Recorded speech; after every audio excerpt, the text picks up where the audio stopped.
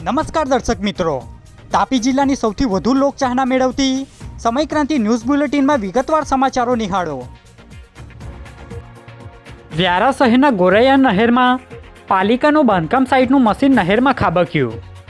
તાપી જિલ્લાના વ્યારા શહેરમાં આવેલ ગોરૈયા ફળિયા નજીકથી પસાર થતી નહેરમાં પ્રોટેક્શન રેલિંગના અભાવે નગરપાલિકાના બાંધકામ સાઇટનું મિક્સર મશીન નહેરમાં ખાબક્યું હતું, જેને લઈ ક્રેન વડે બહાર કાઢવામાં આવ્યું હતું, જેમાં કોઈ જાનહાનિ થવા પામી ન હતી, જે માહિતી શનિવારના રોજ 5 કલાકે મળી હતી।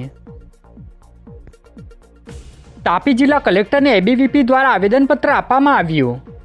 તાપી જિલ્લા અખિલ ભારતીય વિદ્યાર્થી પરિષદના આગેવાનો તેમજ વિદ્યાર્થીઓ દ્વારા કલેક્ટરને આવેદનપત્ર આપી રજૂઆત કરાઈ હતી, જેમાં મેનેજમેન્ટ કોટામાં ST/SC વિદ્યાર્થીઓની શિષ્યવૃત્તિ રદ કરવાના નિર્ણય અંગે આવેદનપત્ર આપી અલગ અલગ મુદ્દે રજૂઆત કરી હતી, જે માહિતી શનિવારના રોજ 1 કલાકે મળી હતી।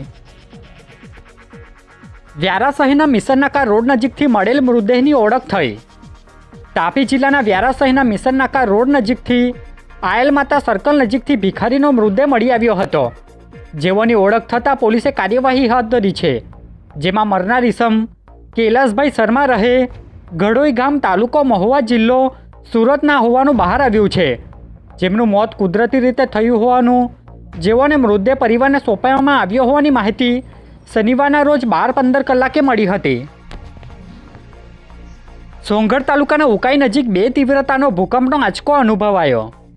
તાપી જિલ્લાના સોંગઢ તાલુકાના ઉકાઈ નજીક 5 કિલોમીટરના વિસ્તારમાં ભૂકંપનો 2 તીવ્રતાનો આંચકો અનુભવાયો હતો, જે ભૂકંપનો આંચકો શનિવારના રોજ 1 કલાક 18 મિનિટે નોંધાયો હતો, જે આંચકો સામાન્ય હોય, જેને લઈ કોઈ જાનહાનિ થવા પામી ન હતી।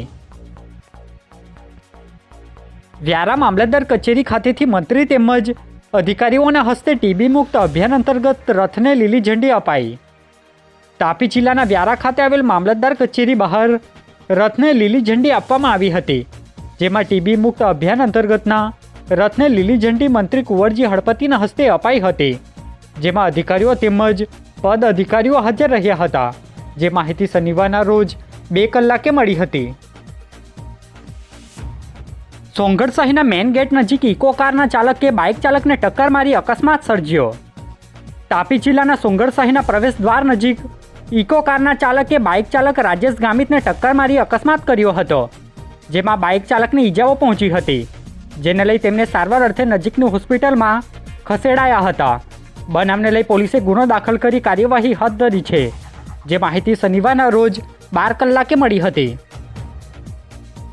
સોંગઢ એપીએમસી માર્કેટ ખાતેના કૃષિ મહોત્સવના સ્ટોલની જિલ્લા પંચાયત પ્રમુખે મુલાકાત લીધી।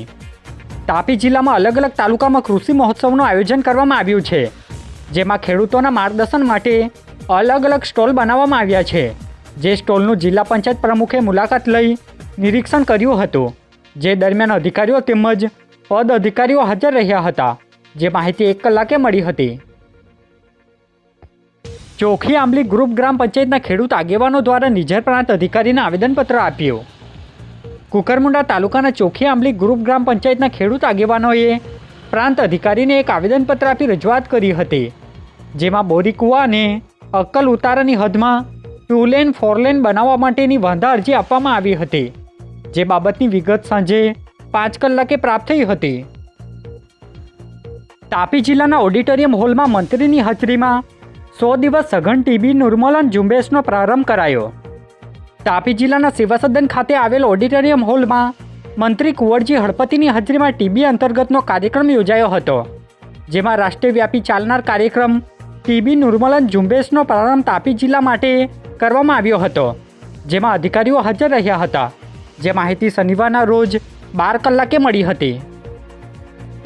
આજે બુલેટિનમાં બસ આટલું જ, અને સમયક્રાંતિ ન્યૂઝ ચેનલને લાઇક, શેર, કોમેન્ટ્સ અને સબસ્ક્રાઇબ અવશ્ય કરી લેશો, જેથી કરી તમને તાપી જિલ્લાના સમાચારોની અપડેટ મળતી રહે, અને મને રજા આપશો। આભાર।